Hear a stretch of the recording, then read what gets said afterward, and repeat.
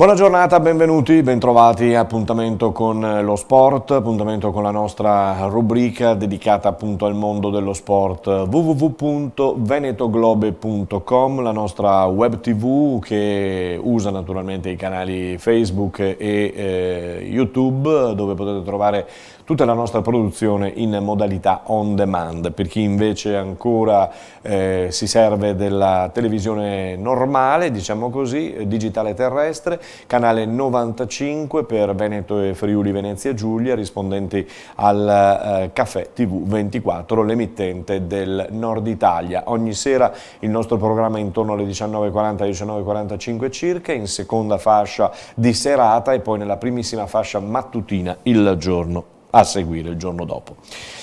Domenica a Valencia inizia l'ultimo Gran Premio motociclistico del 2019. La MotoGP parte alle ore 14 con Valentino Rossi che cerca di salire sul podio. Nel fine settimana si corre, questa volta per le 4 ruote, ad Interlagos in Brasile, Formula 1, penultima gara della stagione con Lewis Hamilton e la Mercedes già iridata. Nel tennis stasera torna in campo Berrettini che affronta il temutissimo Thiem. L'indomabile Nadal invece ha annullato match point, rimontato Medved e tiene vivo il sogno per le finals. Scusate. I Leoni del rugby ora puntano sulla prima di Heineken Champions Cup che si giocherà in trasferta contro il Leinster, già affrontato a Monigo nella prima di campionato. Sentiamo Tito Tebaldi che inquadra proprio la gara di sabato.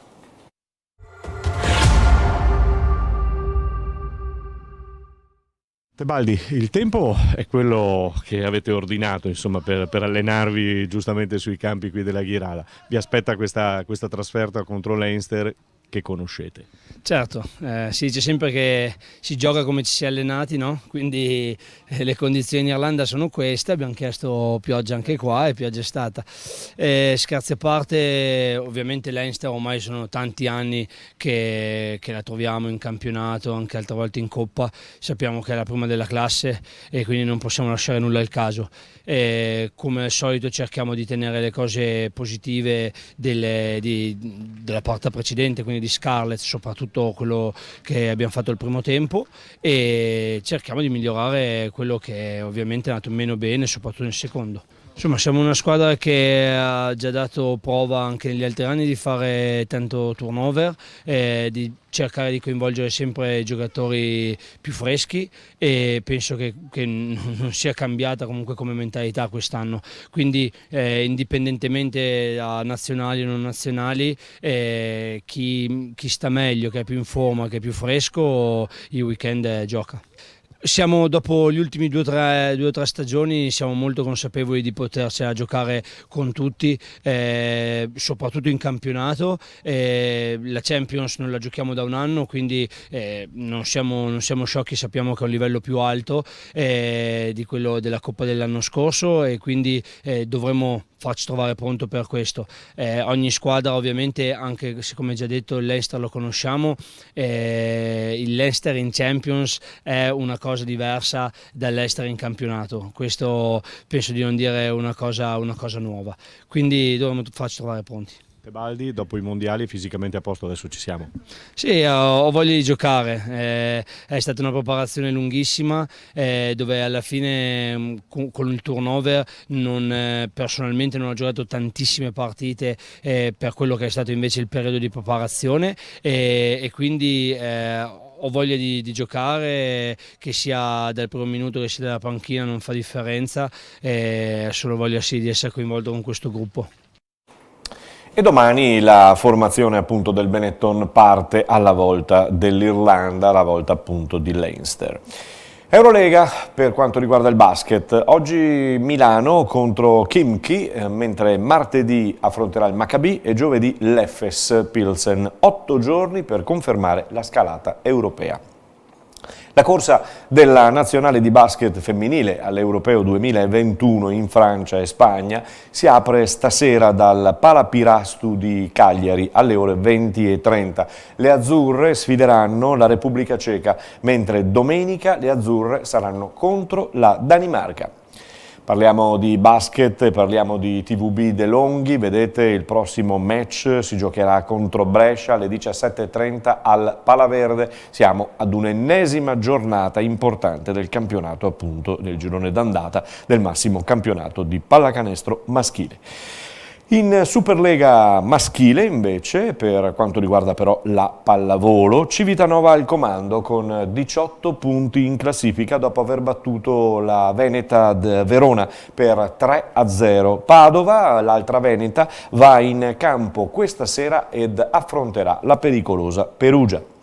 In A1 femminile invece l'Imoco Volley Conegliano, ecco questa bella foto, ha vinto a Cuneo per 3-0 e adesso, dopo degli allenamenti che sono stati fatti e vengono fatti appunto fuori dalla Marca Trevigiana, l'Imoco sarà il 16 sabato impegnata per la Supercoppa contro nuovamente l'Igor Gorgonzola Novara di Barbolini.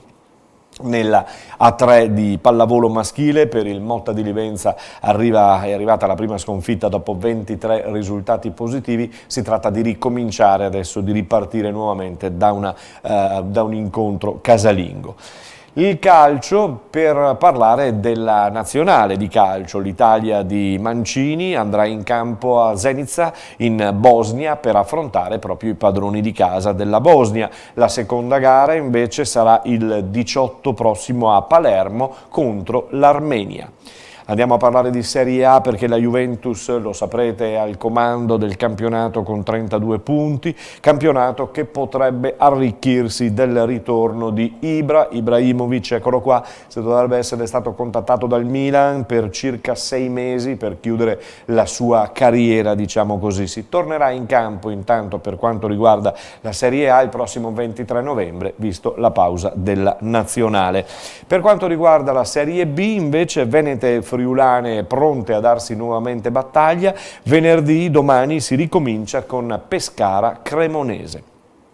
Andiamo in Serie C dove il girone B porta sabato a ricominciare il campionato con Feralpi Salò Padova. Si giocherà in notturna alle 20:45. Ieri sera Coppa Italia di Serie C che ha visto la Triestina vincere per 1-0 contro la Virtus Verona, con il prossimo incontro che la vedrà in campo contro il Lanerossi Vicenza. La Serie D porta sempre il duello tra Campodarsego a 28 punti e Cartigliano fino all'altro giorno, ma si è inserita prepotentemente l'Adriese di Mister Tiozzo, raggiungendo il Cartigliano a quota 25. Il Montebelluna sale a quota 14 e piano piano insomma sta risalendo la china, la formazione di Bodo. Andiamo in eccellenza dove nel girone A il Giorgione dopo il pareggio con il Golosine Santa Lucia, non di Piave, Santa Lucia si fa raggiungere in testa dal Sona, entrambe a 25 punti, un campionato e un girone che si riavvia e si riavviva, diciamo così, mentre nel girone B qui c'è altalenanza sia di risultati sia di posizioni prime in classifica. C'è il testa a testa con Porto Mansuè e San Giorgio Sedico che provano ancora una volta ad allontanarsi dalla coppia super favorita, cioè Porto Gruaro San Donà. Per quanto riguarda il Porto Gruaro avrà una partita importante in quella dell'Eclisse Careni Pivigina allo stadio D'Agostin di Pieve di Soligo domenica. È una partita importante sia per il Porto Gruaro che deve rimanere in scia, non deve perdere altri punti lasciati per strada magari come a Montello, mentre per la formazione di Stefano Della Bella l'Eclisse Careni Pivigina, che viene da un pareggio rosicato contro la Robeganese per 1-1 su rigore di Scarabella all'ultimo minuto, dovrà incominciare a pensare seriamente di muovere questa classifica e di fare ulteriori punti.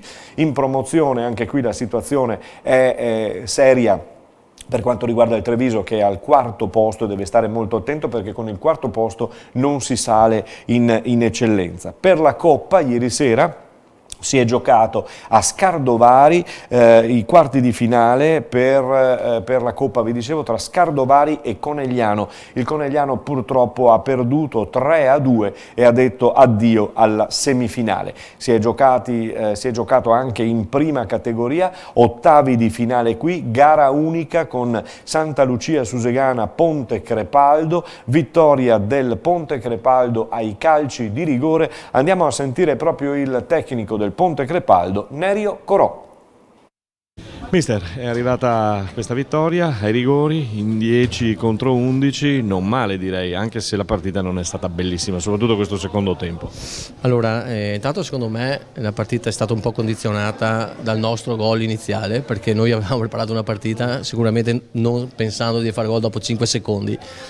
Ci siamo trovati in vantaggio subito e poi ci siamo un po' difesi il primo tempo, anche ordinatamente, siamo anche usciti molte volte giocando la palla,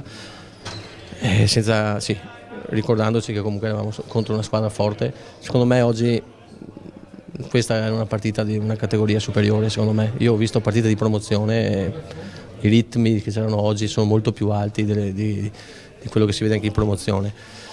Il secondo tempo poi eravamo anche partiti bene, perché sull'1-1 abbiamo preso un gol su una disattenzione nostra, bravo il giocatore Gnaccasso suo, bravo, perché ne ha saltati 2 o 3 arrivati in area, però è una cosa che avevamo preparato, che non doveva succedere. Però ripeto, il secondo tempo sull'1-1 avevamo fatto bene nel primo quarto d'ora, dopo siamo rimasti in 10 e abbiamo sofferto, però grosse occasioni, a parte le 2 punizioni, non ci sono state. Ci siamo difesi abbastanza bene, avevo delle assenze dietro, ma qui ha giocato, ha dato tutto e io ho sempre detto che questa squadra, noi ne abbiamo 25 in rosa. E quindi io quando mi manca qualcuno non è che mi preoccupo più di tanto, ho la fortuna di allenare giocatori che si impegnano, che mi mettono in difficoltà tutta la settimana e tutte le settimane e niente, sono felice, so cosa vuol dire. L'anno scorso, 2 anni fa scusa, ero a Jesolo, ho perso la semifinale ai rigori, ho preso 16-15, abbiamo tirato 31 rigori, quindi so cosa vuol dire perdere i rigori. Sicuramente Nerio Corò, ex tra l'altro attaccante molto bravo negli anni passati quando giocava, adesso allenatore del Ponte Crepaldo. Domani ascolteremo Moro, invece il tecnico del Santa Lucia di Piave, che un po' amareggiato saluta la Coppa e si concentrerà con la propria squadra solo sul campionato, dove sono primi in classifica. Chiudiamo con il basket, 2 notizie per il femminile Ponzano, che attende di ritornare in casa dopo la vittoriosa trasferta di San Giorgio, ritorna in casa contro il Sarcedo al Palacicogna, sempre alle 20:30, mentre in Serie B maschile la Ruker Sanve continua a vincere, 8ª vittoria su 8 partite e adesso affronterà il Bernareggio in trasferta Monza-Brianza e sarà una partita importantissima, non deciderà sicuramente il campionato, però darà un'altra scossa a questo campionato e darà un'altra impronta, farà capire se per la vittoria finale ci potrà essere anche la formazione della Ruker Sanve allenata da Marco Mian. Di questo e di altro parleremo nelle prossime nostre puntate. È tutto, ci fermiamo qui, vi auguriamo una buona serata, una buona giornata e noi ci risentiamo domani per l'ultimo appuntamento prima del weekend.